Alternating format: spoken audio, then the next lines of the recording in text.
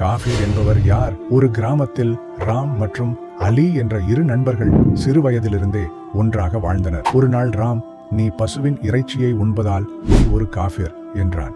இல்லை, நீ சிலைகளை வணங்குவதால் நீ ஒரு காஃபிர் என்று பதிலளித்தான். இருவருக்கும் இடையே வாக்குவாதம் தொடங்கியது. ஒரு நாள் அந்த கிராமத்திற்கு ஒரு மகான் வந்தார். அவர் இருவருக்கும் விளக்கினார்.